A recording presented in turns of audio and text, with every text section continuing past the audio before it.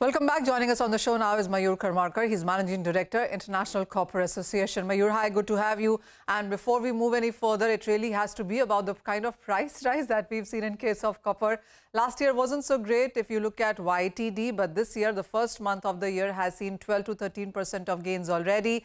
Whether it has been about global inventory decline or the production concerns from Peru and Chile or the China reopening, almost everything seems to be working.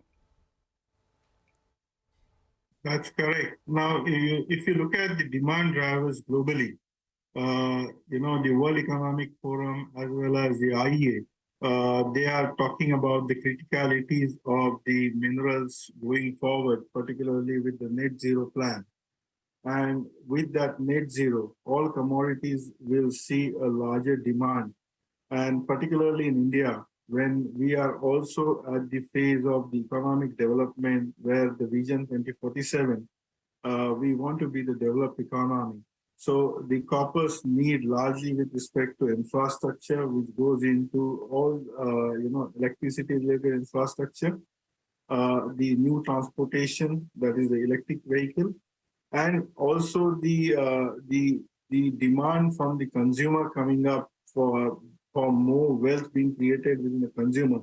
So the white goods and electricity consumer product will drive the copper demand in India in future. In terms of the global landscape, India is still much smaller in terms of copper demand. So the changes in Indian demand scenario will not really affect to the global demand supply situation in a great way. Okay. So, Mayur, I was reading the report that you have put out for FY22 and clearly a big surge in number when you compare it to last year. And as you mentioned, we've come back to demand to the pre-COVID levels, and 27% of an year-on-year gain is what we've seen in sense of copper demand. What government policies would you say have supported this, and what sectors have seen the max growth when you look at demand? The major demand has come out of the infrastructure, overall the renewable energy, and electric vehicle to some extent.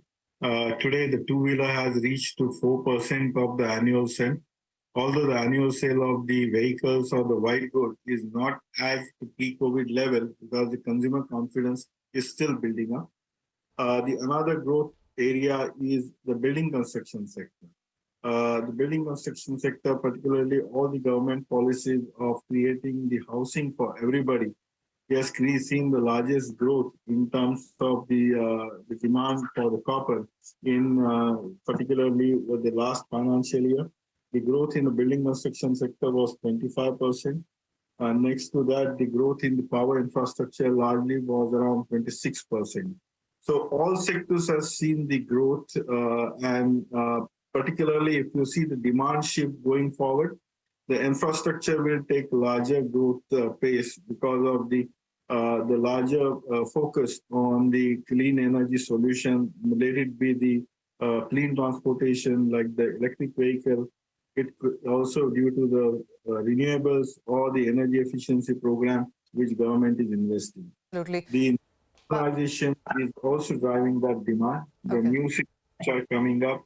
The infrastructure, the power infrastructure is far better.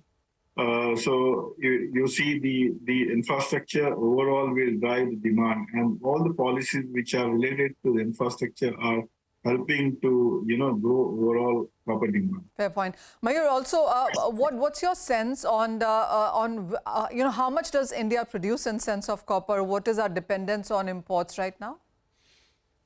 See, unlike many other countries, we are not very rich in a mineral resource, particularly for copper. So copper, globally, if you see copper, the copper is available in the southern hemisphere, but the largest consumption happens there in the northern hemisphere.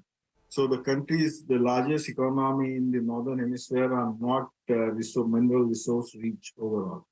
So similar to the other countries, say China, Japan, India, story is not very different. Korea is same. So we have been importing the concentrate. But then the value addition, the value addition remains within each country. Unfortunately, in India, after the Tuticorin issue started, we became the net importer of the cathodes and also the importer of semis, total semis. So different phase of the value addition, we are losing largely to import. Let it be the cathode or even the rods which are used for making conductors and winding wire. Let it be the tubes used in air conditioning. So overall, at a different phase, our total import is around 45% of the total copper demand, which was there in last financial year.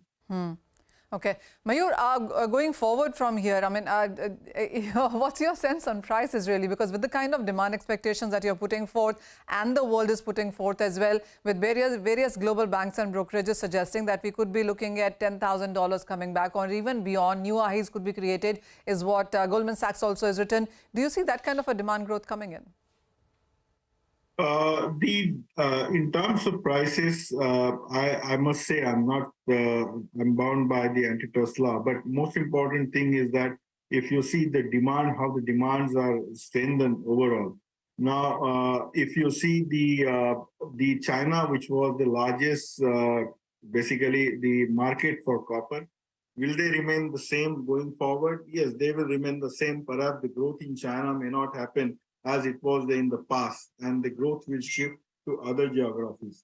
The second part is in terms of the supply part. Supply is, being planned globally at a different level. But the most important, because all the countries are going for the circular economy, and there are various policies of ensuring the scrap gets recycled and the reuse in a country. So that as a resource will become important for the other economies. For example, we were the largely importer of the scrap. Now that the domestic scrap in country is becoming more visible because of the circular economy policy. And going forward, the way government is planning for getting the recycling policy, Maharashtra government has created the hub for the overall metal recycling. So overall, when your dependency on the scrap getting into primary use of copper, which is into form of the rods or the rolled product or the tubes, I think that will create the change with the traditional equation which has been put with respect to price. So, all right, speculative, but scrap is going to be the. Okay, Mayur, Manisha, thank you so much for joining in and giving us your views on the commodity space. Just before we wrap up on the show, just keep an eye out on Bajaj Finserv, those numbers at the bottom of your screen. Net profit up 45%, close to around 1782 odd crores. Of course, we need to get into more granular details coming in from there. And a large part of these numbers also are taking into account the outperformance that we saw from Bajaj Finance's numbers. So we'll have to reduce that and see, what the other parts of that business for Bajaj Finserv have done this time around. So we'll be looking at their insurance business in specific. 45% growth in their net profit is what we have. The stock up around 2%. Bajaj Finance, which reported numbers up around 4%. With that, we wrap up on this edition of Halftime Report. Business Lunch comes up next.